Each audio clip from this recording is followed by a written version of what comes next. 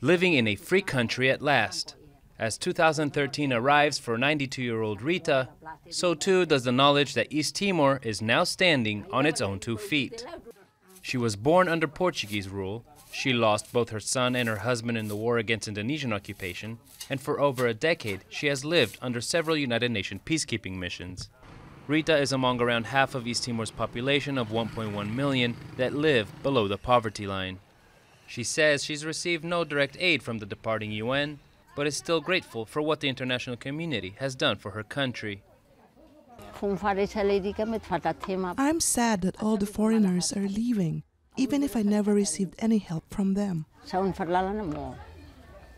As poverty and unemployment figures steadily increase, and with the UN support fading away, all eyes are on East Timor's leadership. In 2007, large sums of oil and gas revenue began flowing into government coffers, raising hopes that wealth would trickle down to those below the breadline. But so far, few have felt the benefits.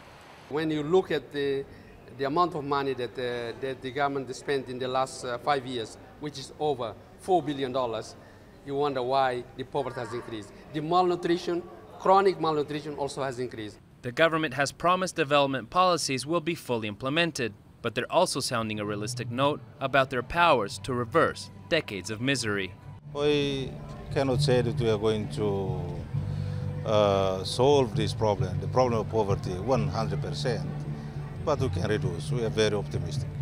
As billions of oil and gas dollars flow in, the UN has warned East Timor's leaders of the corruption that so often afflicts developing nations with such resources.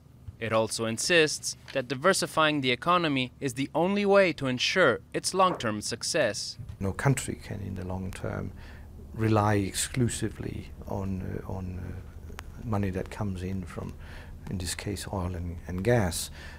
You need to invest that money so that you develop the private sector in the non-oil economy, because that's where the jobs are.